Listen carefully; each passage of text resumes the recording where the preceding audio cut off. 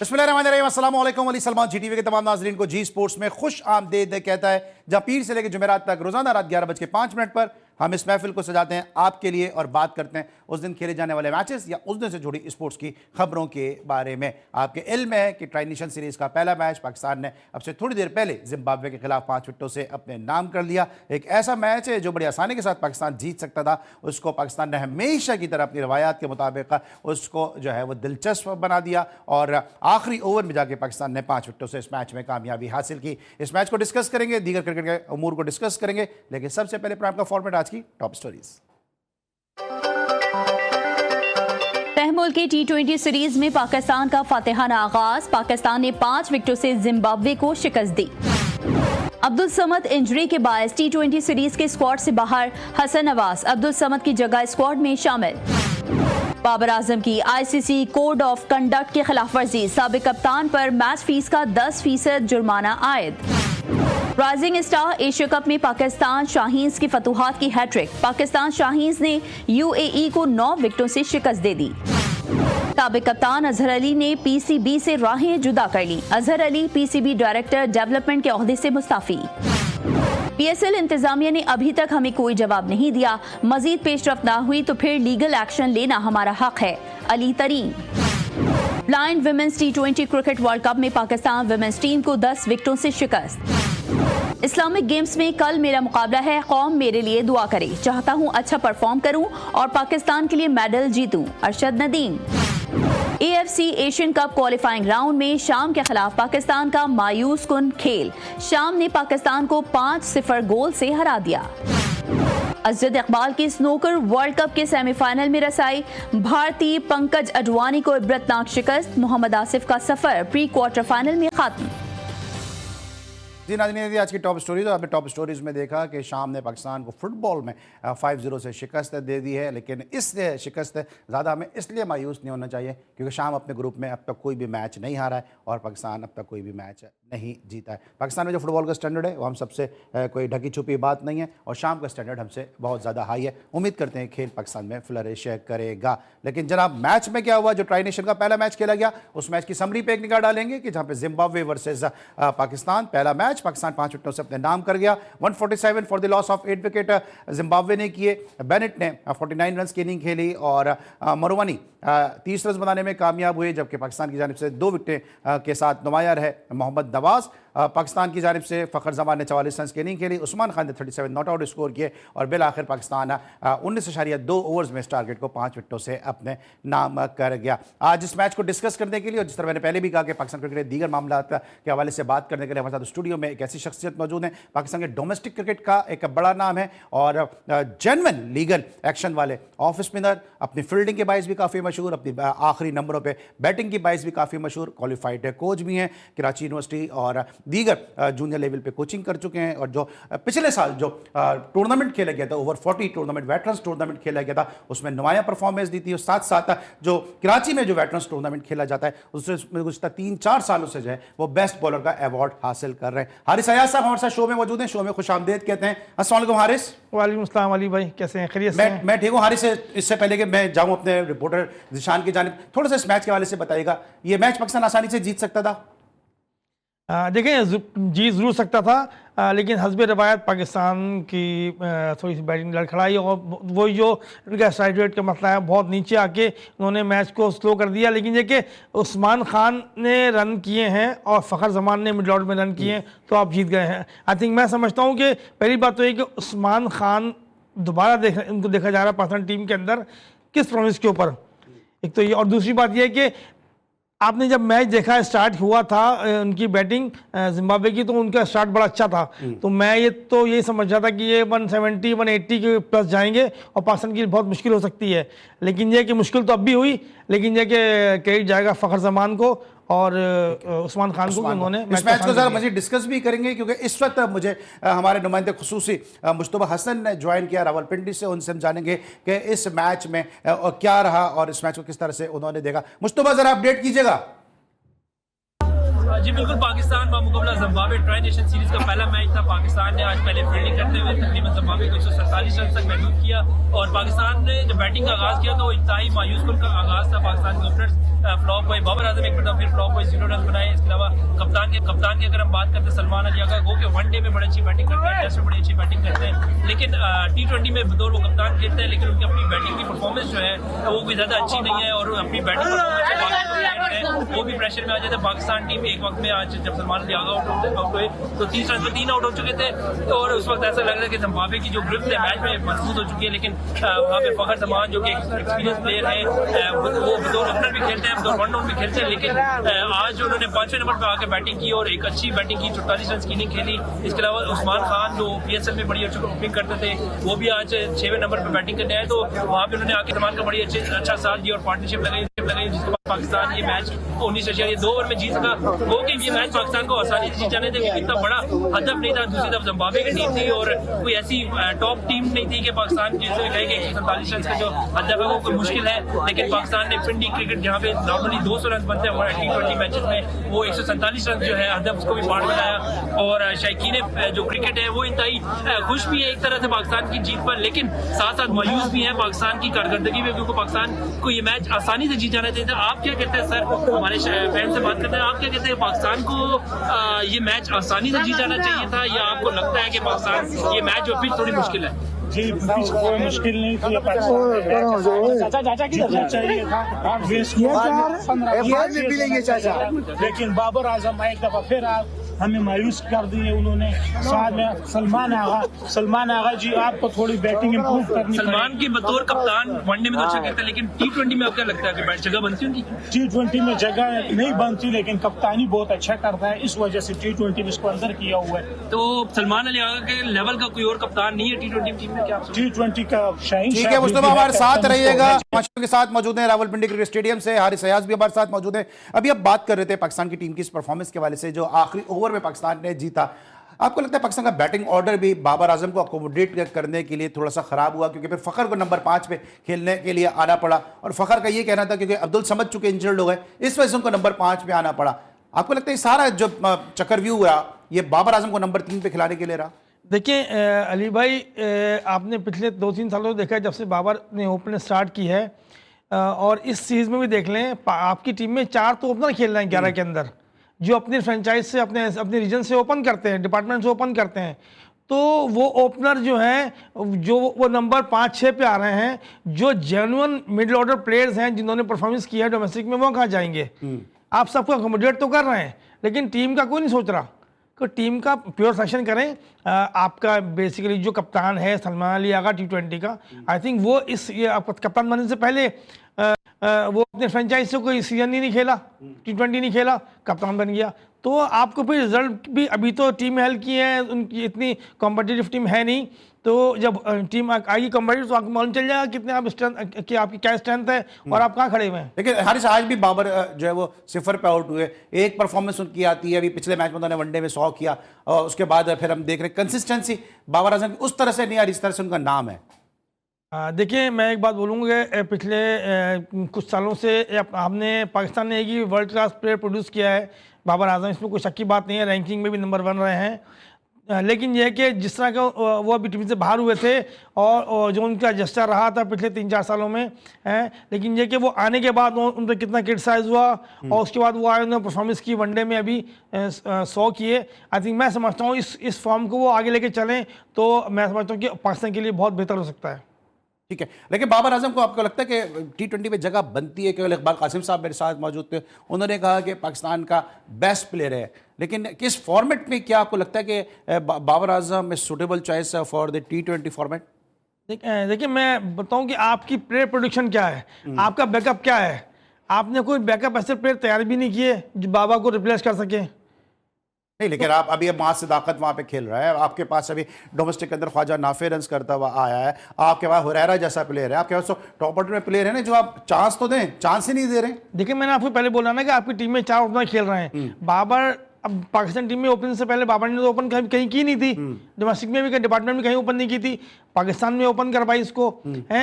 अब ओपन करवाई है तो आप अपने जाहिर बात है वो ओपन करके ही वर्ल्ड क्लास प्लेयर बनाए, मिडिल ऑर्डर में प्लेयर नहीं बना वो वर्ल्ड क्लास। तो अब तो आपने किसी को अकोमोडेट करना है, जो मिडिल ऑर्डर के प्लेयर थे उनको आपने कहीं दफन कर दिया, कहाँ जाएं। जो अभी पाकिस्तान ए से खेल रहे हैं, ये पाकिस्तान शाहीन से प्लेयर खेल रहे हैं, मां सदाकत हुए या और दूसरे प्लेयर हुए हैं, उनको मौका मिलना चाहिए। लेकिन मैं समझता हूँ अभी उन प्लेयरों को अभी 1-2 सीजन आप खिलाएं, उसके बाद टीम में लेके आए। ठीक है, 1-2 सीजन खिलाए, लेकिन बाबर आजम की बात नहीं। तो मुश्तबा मौजूद है इस वक्त तमाशाइयों के साथ, और ऐसा कैसे हो सकता है कि मुश्तबा तमाशाइयों के साथ मौजूद हो और बाबर आजम का तस्करा ना हो? मुश्तबा बताइएगा, बाबर आजम के हवाले से फैंस का क्या कहना है? जी बिल्कुल, पाकिस्तान मैच तो जीत चुका है, लेकिन बाबर आजम की अगर हम बात करते हैं, खासकर बाबर आजम जो है आज एक मतलब फिर नाकाम हुए, 0 के स्कोर पर आउट हुए। पाकिस्तान की बैटिंग जो है वो टॉप ऑर्डर पूरी तरह नाकाम हुआ। सलमान अली आगा नाकाम हुए। क्या कहेंगे आप? पाकिस्तान की मैच तो जीती, लेकिन बाबर आजम, क्योंकि जितने भी रावलपिंडी में फैंस आते हैं बाबर आजम को देखते हैं, तो आप क्या कहेंगे? बाबर आजम तो 0 पे आउट हो, 0 करे, 1 करे, 10 करे, 20 करे, 100 करे, वो किंग ही है।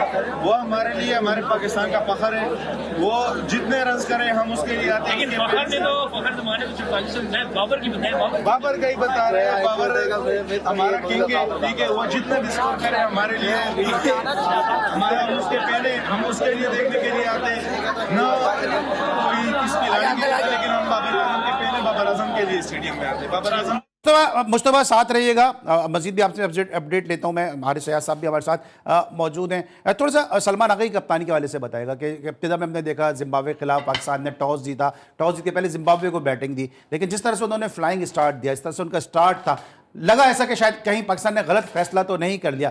क्या वजह है कि आपकी फेवरेबल कंडीशन, होम ग्राउंड आपका, लेकिन एडवांटेज इब्तिदा में जिम्बाब्वे ने उठाया? देखिए अली भाई, मैं डोमेस्टिक खेलते हुए पिंडी के ग्राउंड पे बहुत मैच खेले हैं। वो एक वहाँ पर T20 बहुत खेला हूँ, वहाँ पर रन बनते हैं पिंडी के स्टेडियम में। तो मैं तो बड़ा सरप्राइजिंग था कि 147 पे जिम्बाब्वे आउट हो गई। ये सब क्रेडिट जाता है पाकिस्तान की बॉलिंग को, जो इनएक्सपीरियंस होने का सबूत भी दिया कुछ ना कुछ। हाँ, उनके कुछ इनएक्सपीरियंस प्लेयर थे, लेकिन देखिए मैं समझता हूँ इतने इनएक्सपीरियंस प्लेयर उनके नहीं थे। उनकी जो पूरी स्ट्रेंथ थी, आई थिंक वो पूरी स्ट्रेंथ के साथ आए थे, जिसका उन्होंने सबूत भी दिया अपने 6-7 ओवर में। लेकिन देखिए पाकिस्तान के मिडिल ऑर्डर में जो मिडिल ओवर में जो बॉलर्स ने बॉलिंग की, उन्होंने बड़ा अच्छा कंट्रोल किया। सलमान अली आगा ने बड़ी अच्छी चेंजिंग की। एज अ कप्तानी के तौर पे तो उनका पॉजिटिव वो है, लेकिन ये कि एज अ बैट्समैन वो मैं समझता हूँ कि उन पर सवाल निशान रहेगा। बैट्समैन सवाल निशान रहेगा। अगर इकबाल कासिम साहब का भी यही कहना था कि हमें सलमान आगा की बॉलिंग और बैटिंग में परफॉर्मेंस चाहिए, कैप्टनसी अगर वो छोड़ देते हैं तो उसका बर्डन उन पे से हट जाएगा। इस वक्त हम लेंगे ब्रेक। मुश्तबा हमारे साथ कंटिन्यू करेंगे, हारिस सयाद साहब स्टूडियो में मौजूद रहेंगे। मिलते हैं छोटे से ब्रेक के बाद।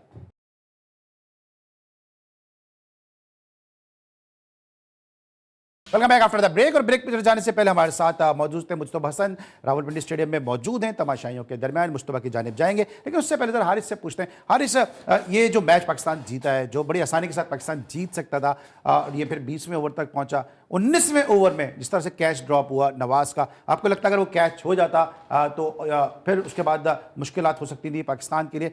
इन एक्सपीरियंस होने का सबूत दिया जिम्बाब्वे ने, उसका फायदा हुआ पाकिस्तान को?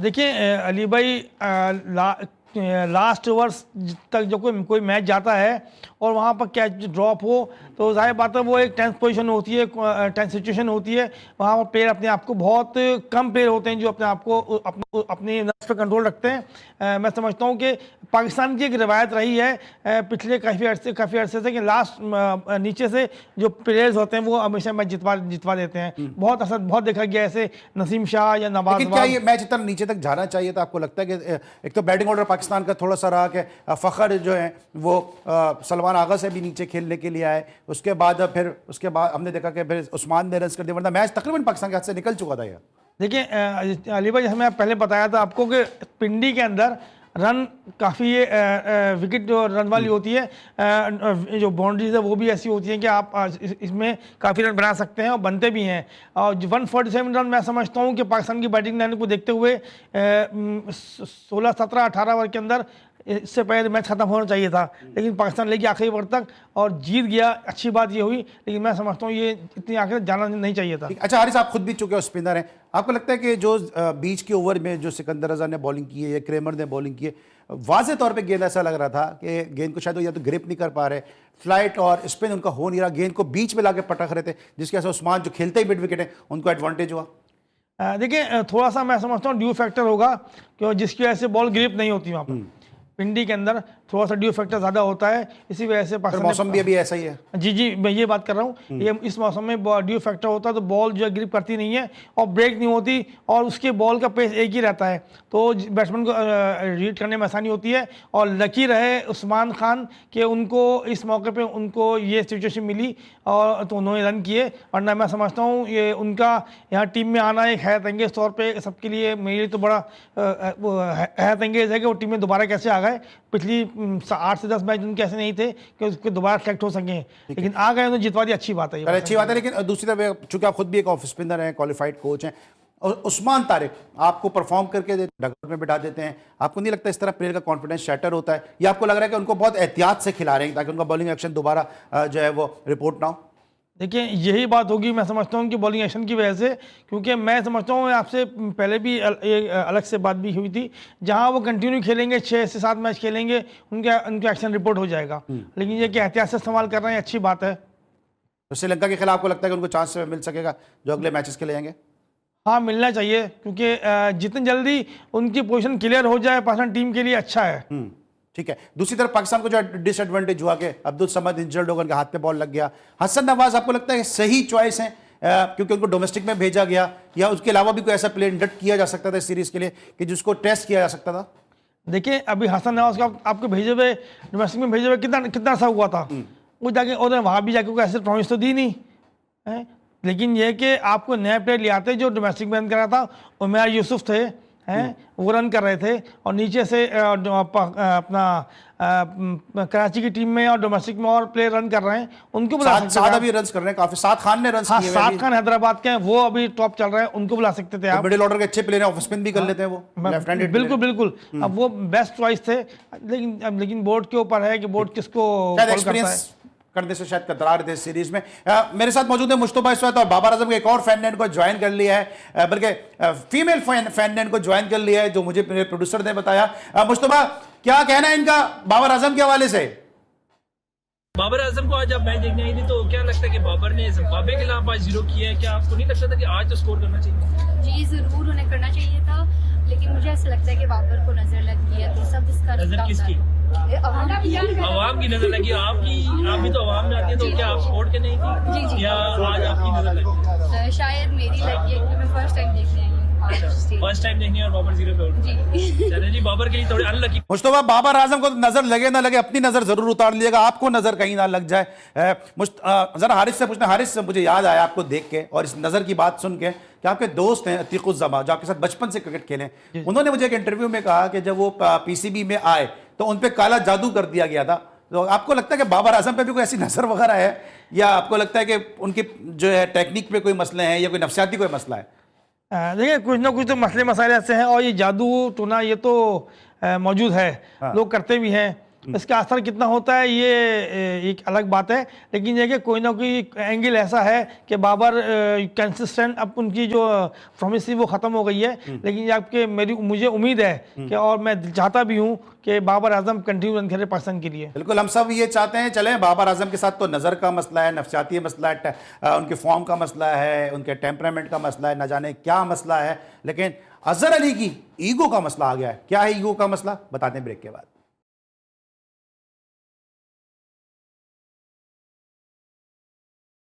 Welcome back after the break. और ब्रेक पर जाने से पहले हम बात कर रहे थे बाबर आजम की परफॉर्मेंस के हवाले से कि उनके साथ आखिर मसला क्या है, लेकिन एक और नया मसला सामने आया कि जब सरफराज अहमद को पाकिस्तान शाहीन और पाकिस्तान अंडर 19 की जिम्मेदारियां दी गई और उनको कोचेस के ऊपर तैनात किया गया कि वो कोचेस की परफॉर्मेंस पे, सिलेक्शन के मामला पर निगाह रखेंगे, और इस मामले को लेकर, इस मुद्दे को लेकर अजहर अली शायद इतने ज़्यादा खुश नहीं हुए और उन्होंने फौरी तौर पर मुस्ताफ़ी होने का ऐलान कर दिया। लेकिन सवाल ये पैदा होता है कि अजहर अली ने इस पूरे टेन्योर में, कि जब वो डायरेक्टर थे यूथ डेवलपमेंट के, उन्होंने यूथ डेवलपमेंट के हवाले से क्या काम किया, ये भी अगर अजहर अली बता सकें तो यकीनी तौर पे जो है शायद हम जैसे जो डोमेस्टिक के तालिब इल्म हैं उनके लिए बहुत आसानी हो जाएगी कि अजहर अली ने इतने अरसे में काम क्या किया है। क्योंकि सरफराज के हवाले से तो राशिद लतीफ़ ने भी एक स्टेटमेंट दिया कि फ़हामुल हक और माँ सदाकत के दरमियान टाई थी, तो उसमें सरफराज ने कहा कि जनाब माँ सदाकत को ले जाया जाए, क्योंकि फ़हामुल हक गो के टैलेंटेड है, लेकिन माँ सदाकत ने परफॉर्म किया हुआ है, बड़े स्केल पर उन्होंने परफॉर्म किया है, PSL में परफॉर्म किया है। माँ सदाकत की परफॉर्मेंस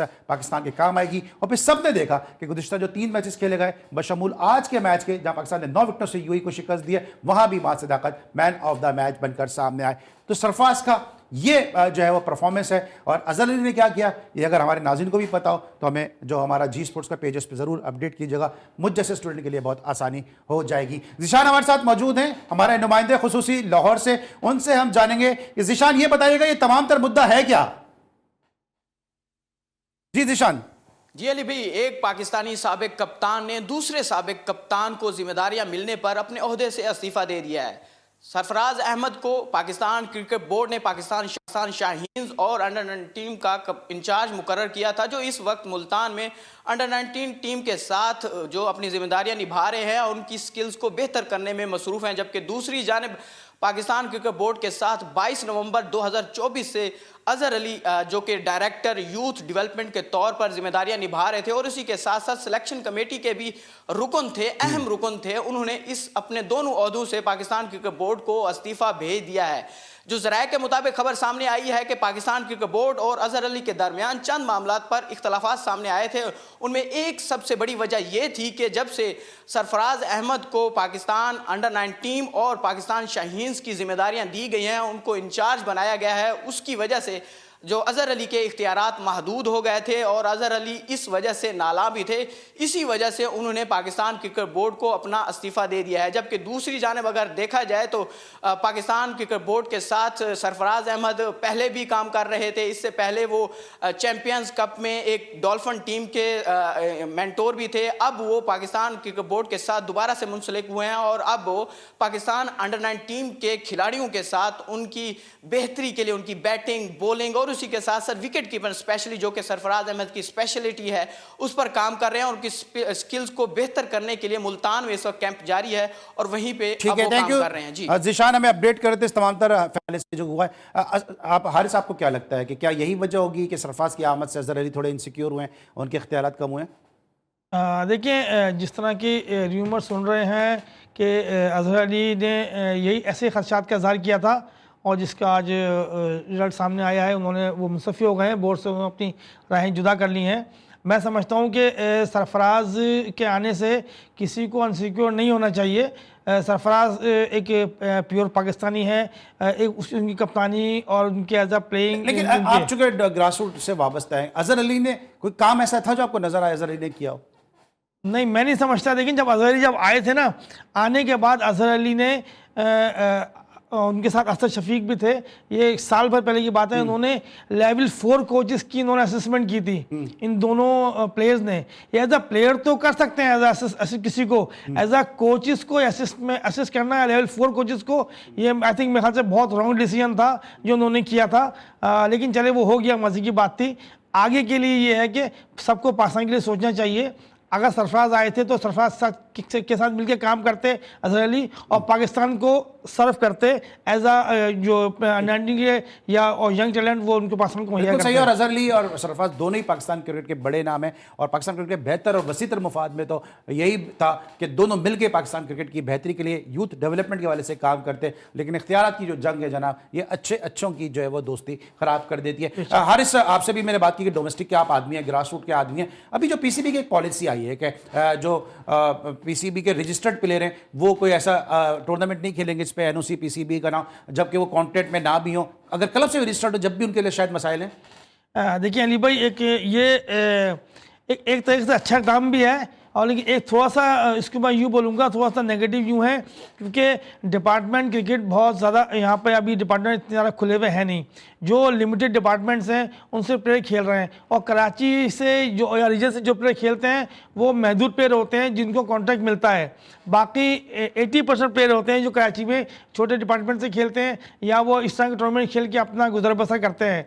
तो मैं समझता हूँ कि पाकिस्तान क्रिकेट बोर्ड अगर ये एनओसी इस तरह का टूर्नामेंट खेलने के लिए ला रही है लोकल टूर्नामेंट खेलने के लिए, तो मैं समझता हूँ कि वो उन प्लेयरों को महदूद कर दे कि जो प्लेयर ये टूर्नामेंट खेलेंगे वो T20 या वनडे के लिए ही कंसीडर होंगे। लेकिन क्रिकेट बोर्ड को यकीनी तौर पर इस पॉलिसी पे जरा नजरसानी भी करनी चाहिए, यकीनन इस पे डायरेक्टर डोमेस्टिक खुर्रम न्याजी काम भी कर रहे होंगे। Thank you so much Haris Ayaz, हमारे साथ आप मौजूद थे। लेकिन जनाब आपको इल्म है कि हम जी स्पोर्ट्स में क्रिकेट के अलावा दीगर खेलों को भी शामिल करते हैं। कराची में जो नेशनल गेम्स हो रहे हैं उसकी जो ओलंपिक टॉर्च है वो अब पेशावर पहुंच चुकी है और वहां पे उसका फकीदुल मिसाल इस्तकबाल किया गया। इमरान किसूफजई हमारे बहुत ही जबरदस्त रिपोर्टर, स्पेशल करस्पॉन्डेंट, उनकी रिपोर्ट है, आइए देखते हैं। कराची में होने वाली 35वीं नेशनल गेम्स की मशाल पेशावर पहुंच गई, जहां पर मुल्क का नाम रोशन करने वाले खिलाड़ियों ने ओलंपिक टार्च का शानदार इस्तकबाल किया। यूम स्पोर्ट्स कॉम्प्लेक्स पेशावर में टार्च रैली के सिलसिले में एक पुरवकार तकरीब का इनेकाद किया गया। तकरीब के मेहमान खसूसी सूबाई मशीर बराए खेल उमूर नौजवान ताज मोहम्मद खान ने अपनी खिताब में कहा कि खैबर पख्तूनख्वा में टैलेंट की कोई कमी नहीं, यहाँ के खिलाड़ियों ने मुल्की और बैनुल अक़वामी सतह पर अपनी सलाहियतों का लोहा मनवाया है। ये बड़ी हमारे लिए खुशी की बात है और सबसे बढ़कर मैं समझता हूँ कि हमारे सूबे में लोगों में, हमारे बच्चों में, हमारे जवानों में बड़ा टैलेंट है।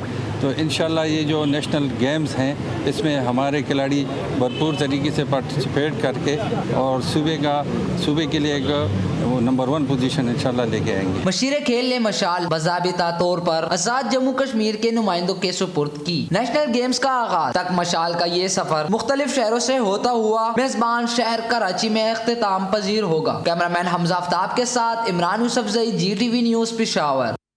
जनाब इमरान यूसुफजई की आपने रिपोर्ट देखी और ये मशाल जो है वो कश्मीर पहुंच चुकी है। गेम्स कराची में होने, उम्मीद है कि पाकिस्तान को इससे मजीद अच्छा टैलेंट मिलेगा। लेकिन जाने से पहले जब गेम्स की बात हो रही है, अरशद नदीम के लिए हम सब दुआ गो हैं कि इस्लामिक गेम्स में कल उनका मुकाबला है, तो अल्लाह ताला अरशद नदीम को कामयाबी दें ताकि पाकिस्तान का सब जलाली परचम दोबारा से बुलंद कर सकें। आज के लिए बस इतना ही। हारिस अयाज के साथ अली सलमान और पूरी प्रोडक्शन टीम को इजाज़त दीजिए। अपना बहुत ख्याल रखिए। अल्लाह हाफ़िज़।